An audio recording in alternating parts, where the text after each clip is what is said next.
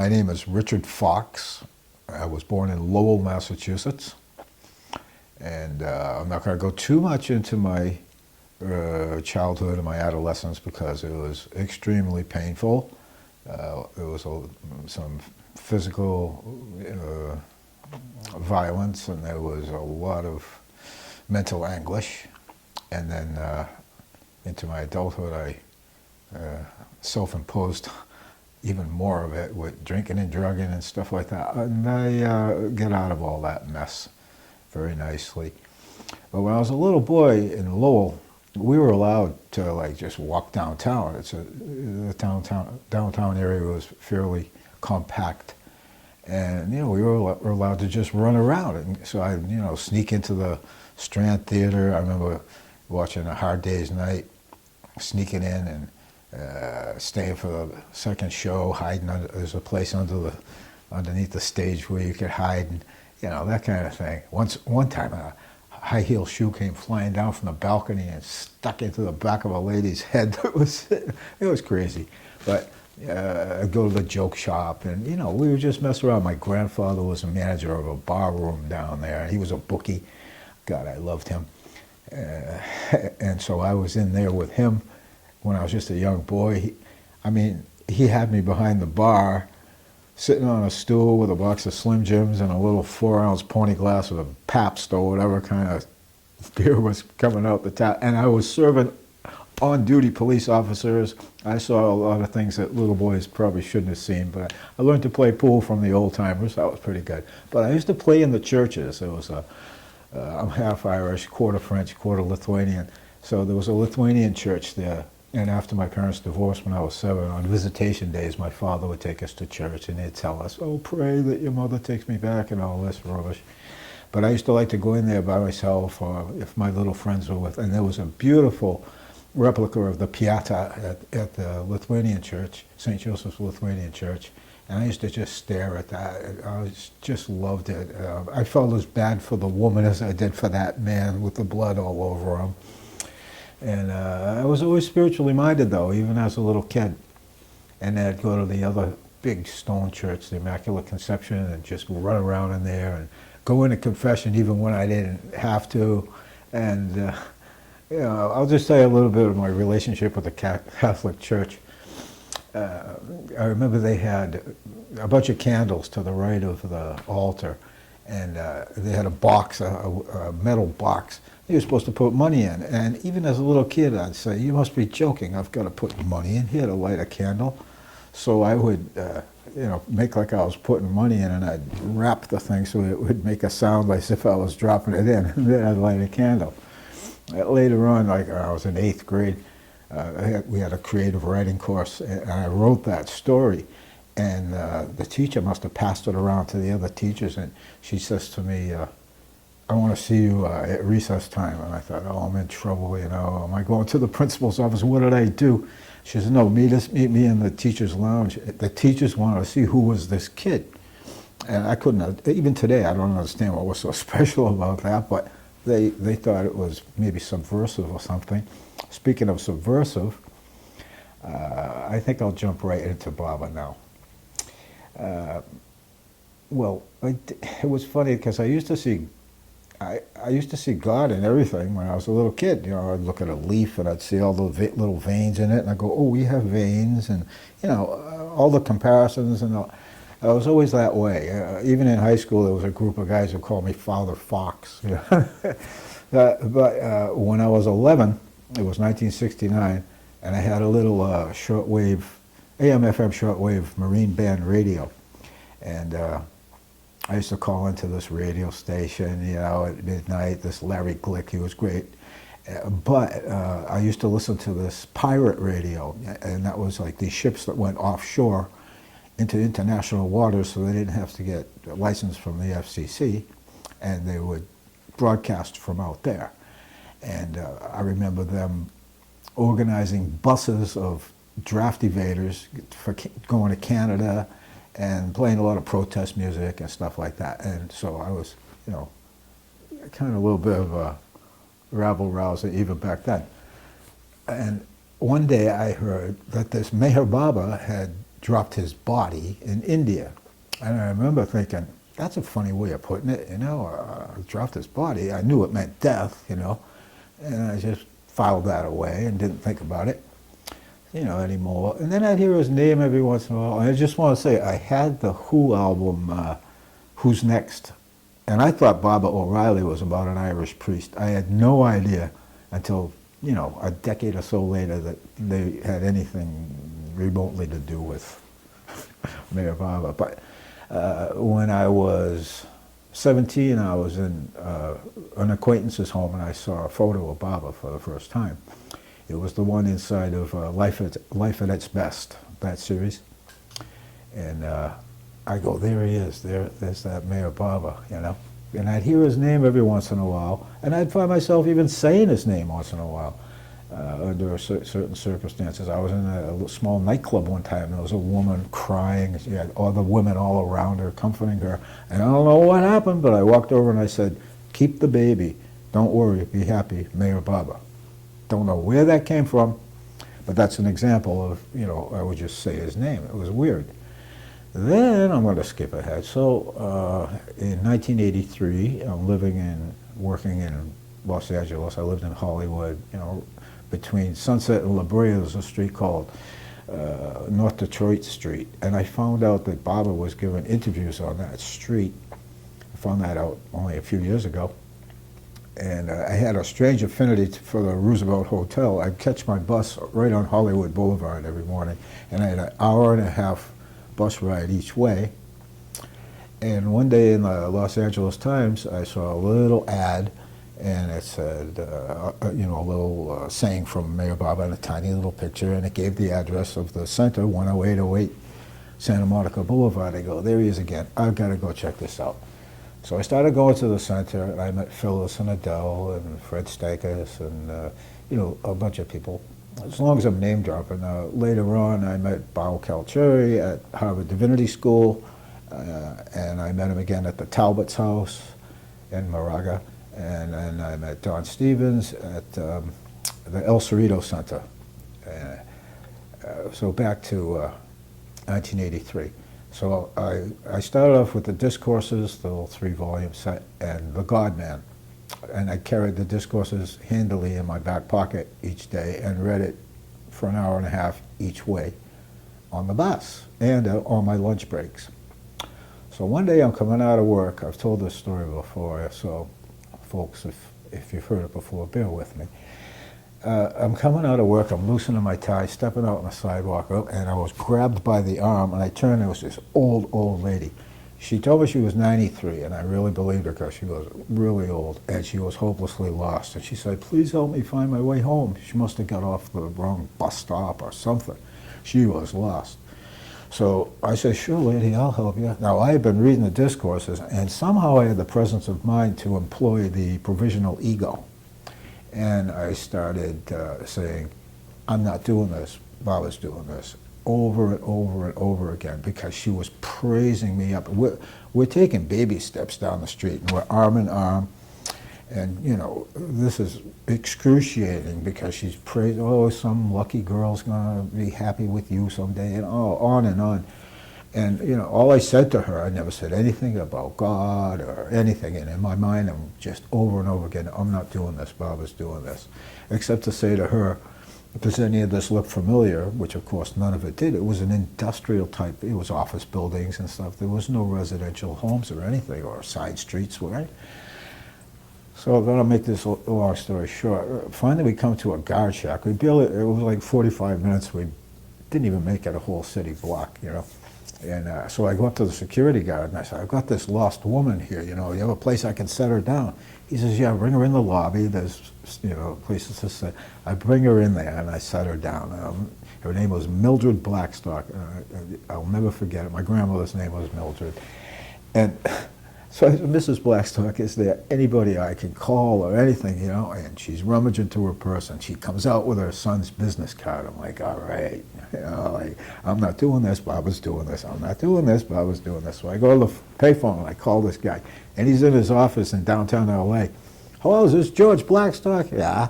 I got your mother up here. You know, this is in the valley up in Sepulveda. Where are you? Sepulveda Boulevard. He says, how the hell she ever get? I said, brother, I got no clue. But, you know, here's where she's at. Come and get her. And so I go back and I said, she's trying to give me money and everything. I said, Mrs. Blackstock, George is coming to pick you up. And there was another lady there. I said, could you please look after her? Because I got a long way to go. I've got to go home. My girlfriend's waiting for me and all of this. And as I'm saying goodbye to her, she looks me in the eye and she says, all my life I never knew whether I believed in God. Now I know I believe in God. And it hit me like a bolt of lightning. I barely made it out the door, and then I just fell apart. And I was laughing and crying and laughing and crying. I was even skipping down the street. And this is the part. I've told this story at the library reading room, and there was so much phlegm. I didn't know your body could make so much phlegm. It was just like a trail of phlegm. And one lady says, I think you better leave out the phlegm. So I said to the group, should I leave out the phlegm? They all went, leave the phlegm in. So you got the phlegm. It was ridiculous. And I was crying, and I wasn't going, ba, ba, ba, ba, but I knew it was him. And I even, you know, from one of the pictures in the discourses, you know, I even had that little picture in my mind of him. That's the one who's going like this, you know, in one of those 3 volumes. And so I get on the bus, I'm a mess, I went home. It was just, I'm not going to say bliss, because that's a real heavy word, right? But it was ecstasy for sure. And I never forgot it, and it took 20 years for me to not cry anytime I thought about it. That's what an impact it had. It was just outstanding, and it was Bob introducing himself to me. So I'm going to skip ahead again. Let's see, where are we at? Okay. Eventually, circumstances arranged themselves such that I came to the center. And that was December of 21.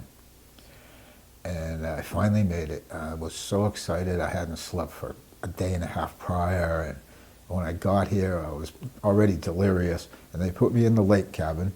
And they couldn't wake me up for my tour in the morning. The woman went and got Jeff Wolverton, and he came, and apparently he looked in to check to see if I was alive.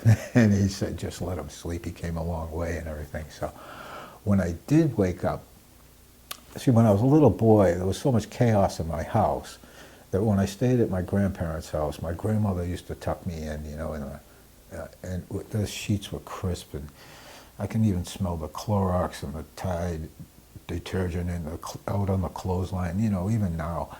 And when she'd kiss me goodnight and everything, I never felt so loved and safe, especially safe. And when I woke up in that cabin, and the sun was high, and it was coming right in on my bed, I had never felt that feeling that I had felt as a little boy until then. And I felt it again. It was beautiful. And so that visit, I was on cloud 9 the whole time. And I was down on the beach, not far from the dune and the path that comes down. And of course I had seen the films, but with my eyes open, I had this vision. I saw like 100 people, and Baba was in the lead.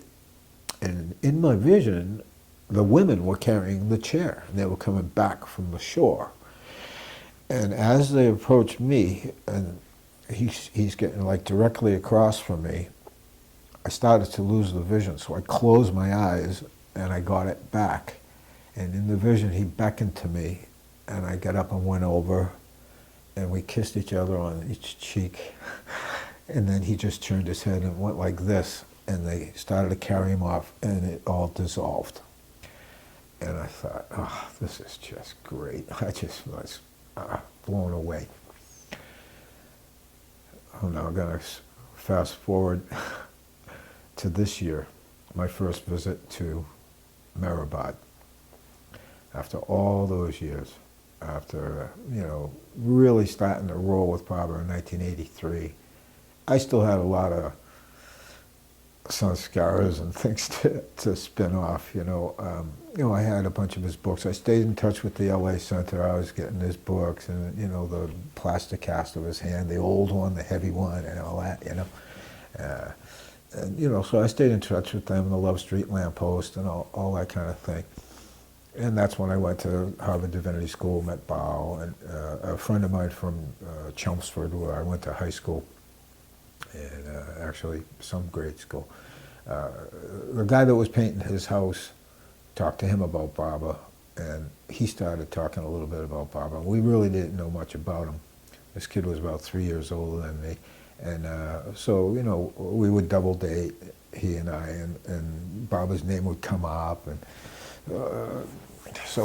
again, my first visit, circumstances have arranged themselves. My wife and I had moved around so much. We'll be married 20 years next month.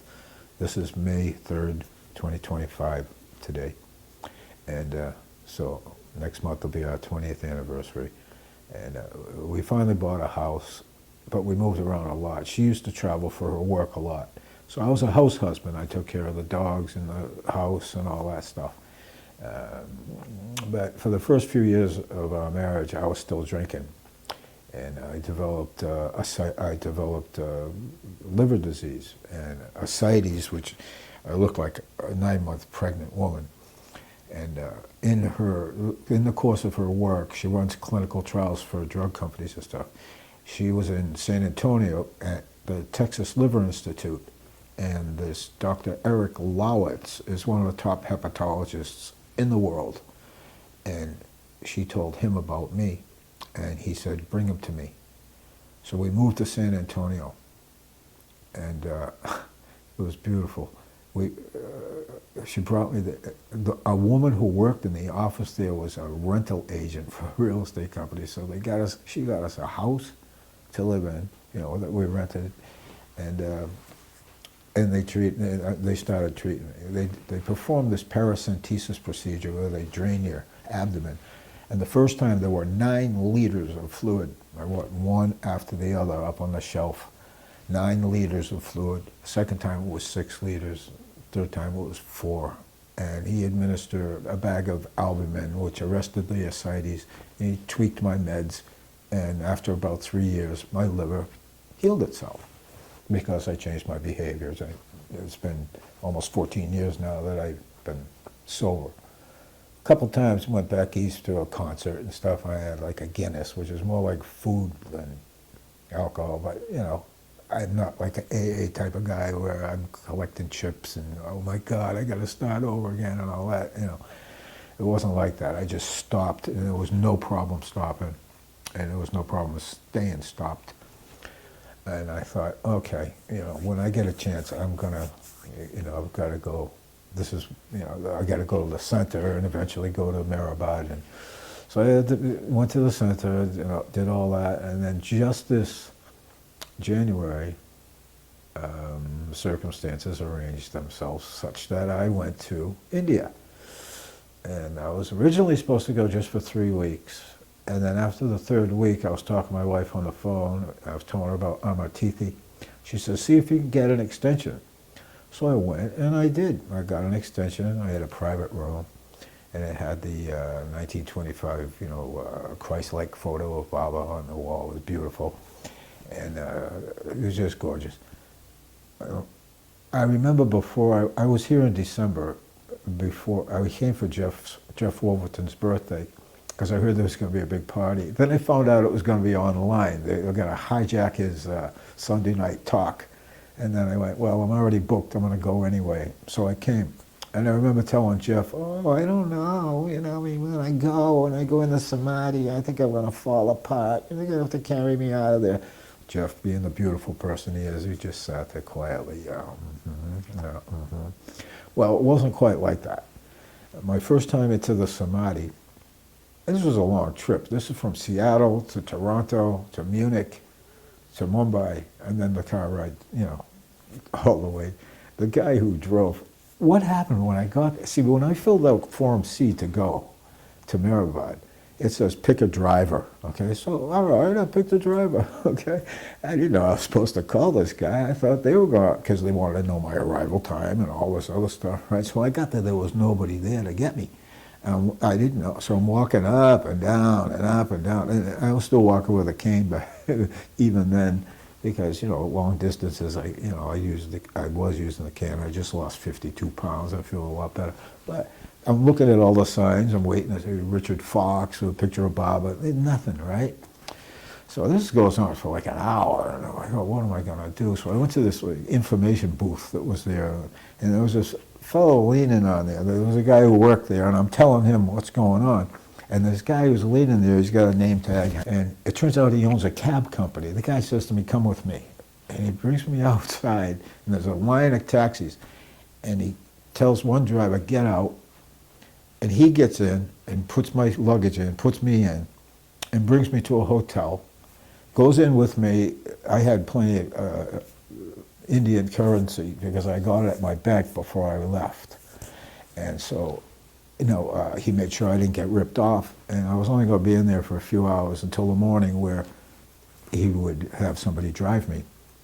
And the fellow that he had drive in the morning, the fellow that he was, I could see the guy was all upset. He didn't want to go that far. He was used to just driving around Mumbai.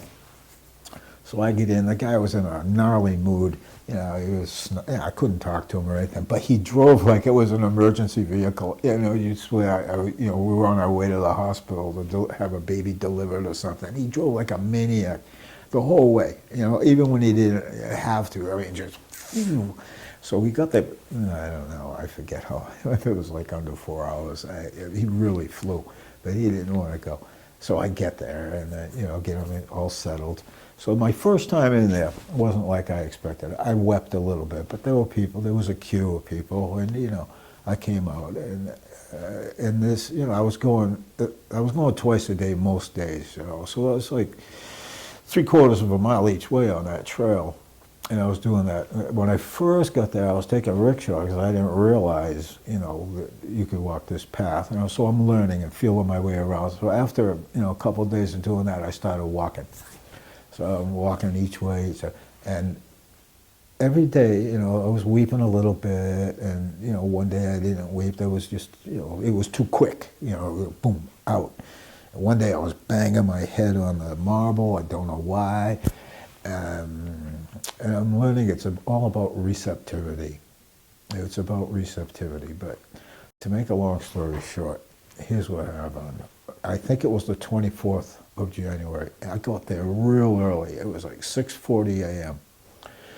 And the sweeper ladies had just finished their sweeping, and they still had those funny little brooms in their hands. And I went in there, and something came over me, and again, I started laughing and crying and laughing and crying, and Bob is telling me how stupid I am, and I'm laughing and crying, and it was ridiculous. At one point, I raised my voice in there. I yelled out something like, "Oh yeah," or "Is that so?" Something like that, you know, and it echoed off the walls, and I went, oh, I'm supposed to be silent in here, you know. So I tried to pull myself together. I backed out of there, and I was a mess. I turned, and I look, and one of the sweeper ladies is crying because she's watching and hearing what was going on. So I was in there like, I don't know, 10 minutes or something. And I'm a mess. And I turned to go to get my prasad, and it was so early there was nobody there, and a woman saw me, so she starts walking over. And as she's approaching the table where the prasad was, I see in my peripheral vision something, and I turn, and there's Baba sitting in a simple wooden chair, and he was all amber, like unfiltered honey, and he was positioned such as to block the way. If anybody else was there, they couldn't get around him, and my only way out was through here between the table and him.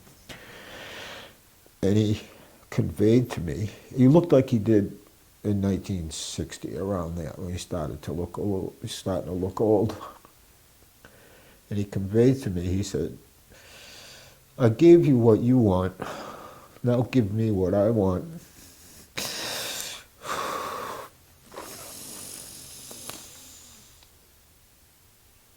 So I put my hand out to get the prasad, and he dissolves.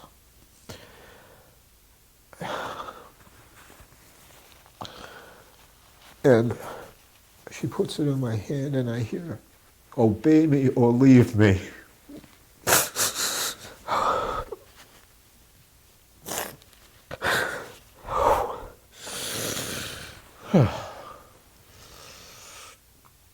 It was like an anvil, like in the Roadrunner, the anvil would land on the coyote, I was just hit so hard. And my first thought was, he wants effacement.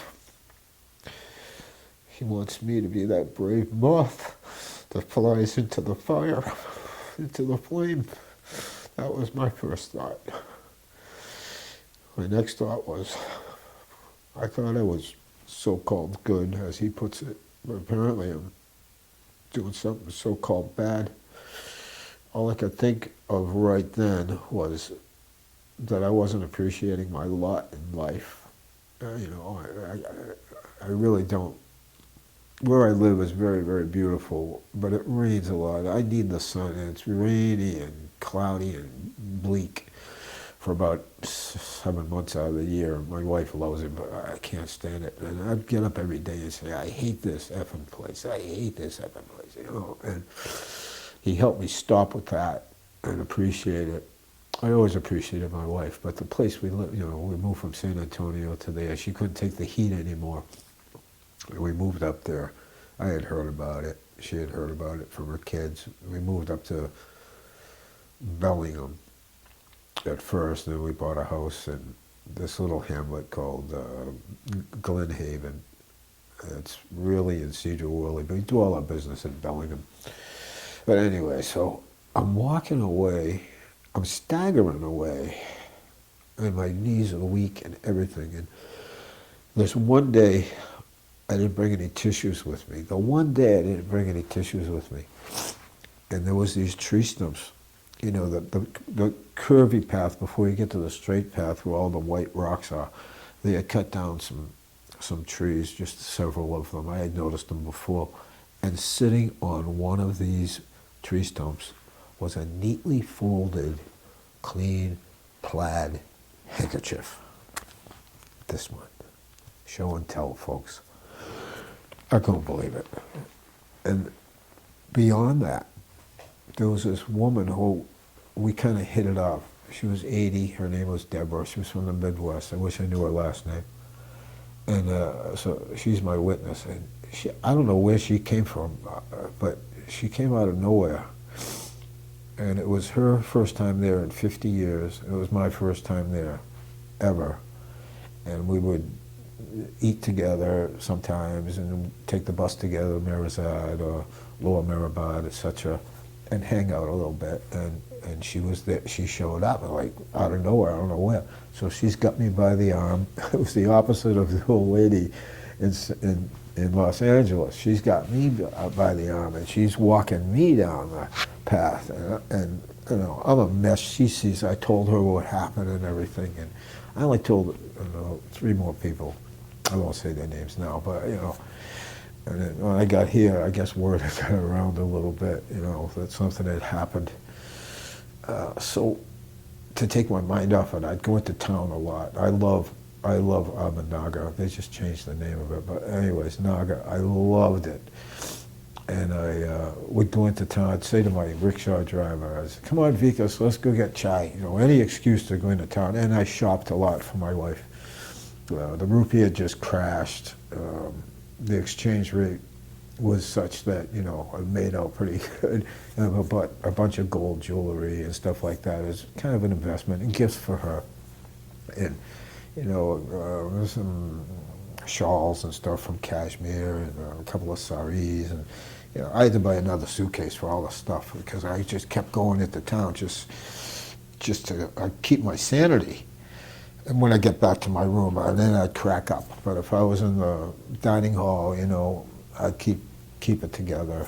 Out on the veranda, I'd keep it together. But once I was alone, it fell apart. I went into town, got a couple of tattoos, feel the pain instead of. So I went to town a lot just to take my mind off of it, and I'll never forget it. I'll never ever forget it. It took.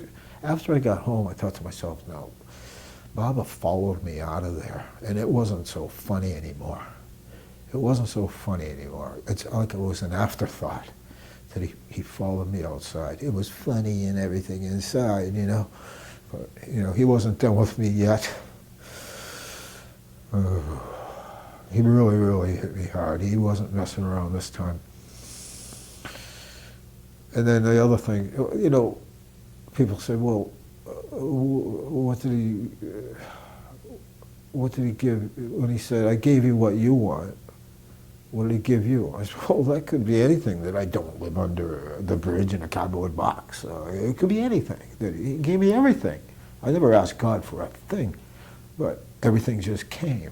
And the suffering had to come first. And everything just came. And then they'd say, well, when he said, give me what I want, what was that? And then I'd say, what I told you, effacement, etc. And the rest, and when he said, obey me or leave me, they were like, well, what are you doing? Like I said, I thought I was doing so-called good, but I might have been doing so-called bad. And the rest of the so-called bad is between me and him. And I'm not going to talk about that. But it's between me and him. I'm working on it. So I've really made some long stories short. This interview is much shorter than I anticipated. But I was spiritually minded as a child, and I hated the winters. When I was real small, I'd sled and toboggan and stuff. But as I got older, I just despised the heat, the cold. And while I've never had a pair of skis or skates on my feet in my life. While they were all out doing that, I was in the house reading, drawing, painting. Oh, that's the way I was. And it all led to all of this. And here I am. It was my 10th visit since December of 21 to the center. I'm addicted to the center, and I make it like 3 times a year now.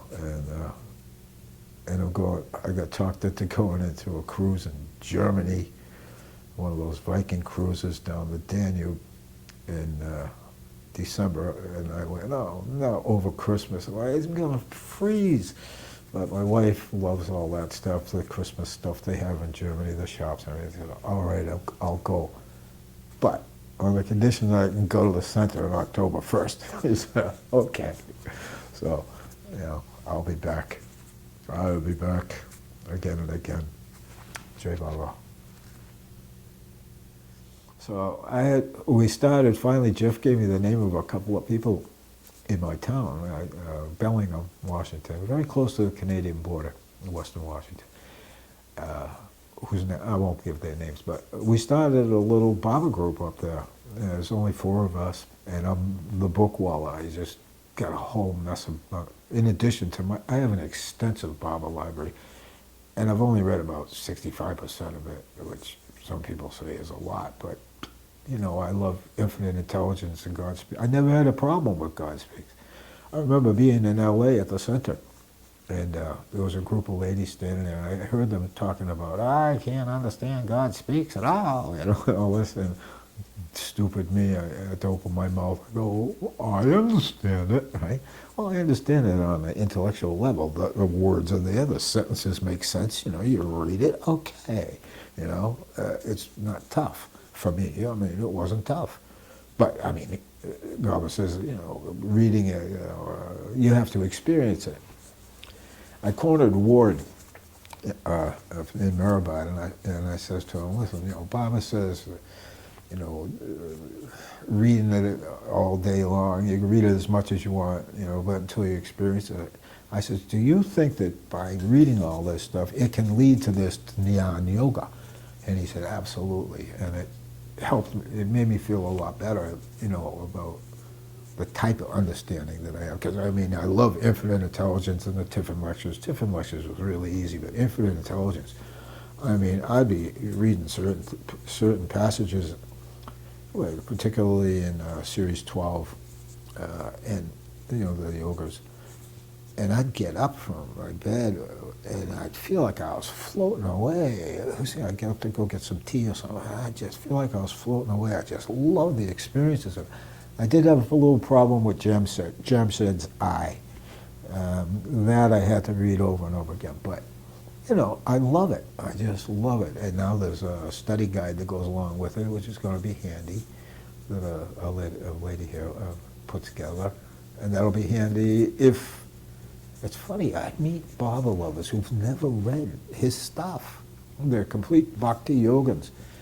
You know, this one woman who's in the group in Bellingham where I live, she's a veterinarian. Both her parents, they spoke here recently.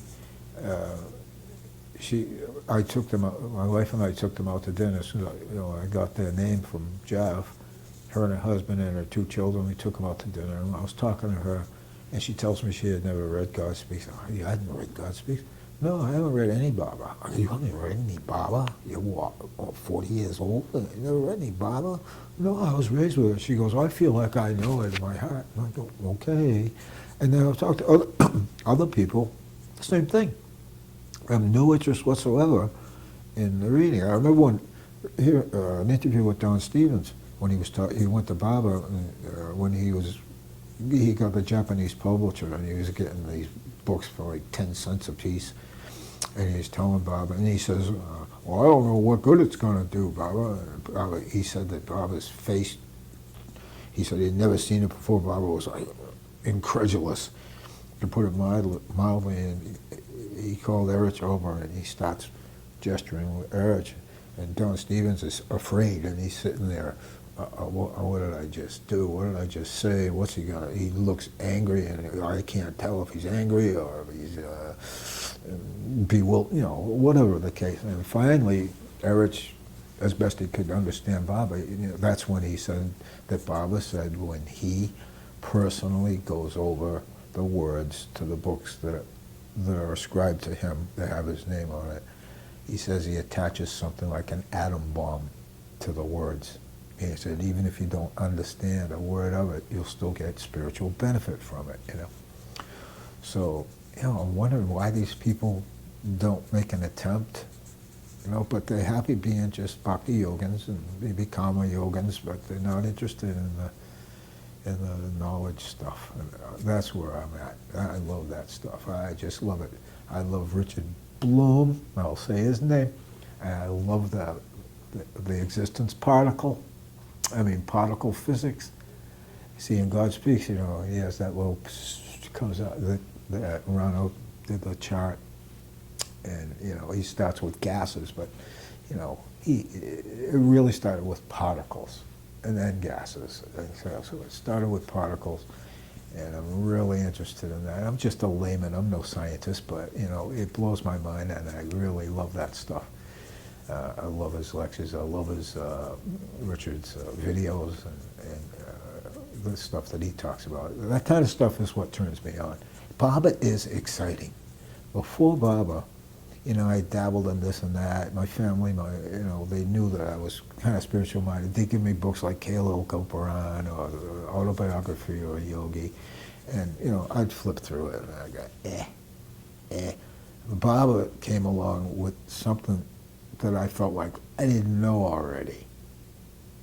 And he's exciting. Even after 42 years or whatever it is, he's still exciting to me. Baba is exciting, and I didn't get that from anything else. You just gotta love him. You just gotta love him. It's all you can do. What else can you do? You got to love him. What's not to love? So that's how I feel about it. A lot of people do. Everybody's got their own path. Baba says, many paths as there are souls. That's the truth. Yeah, that's the truth.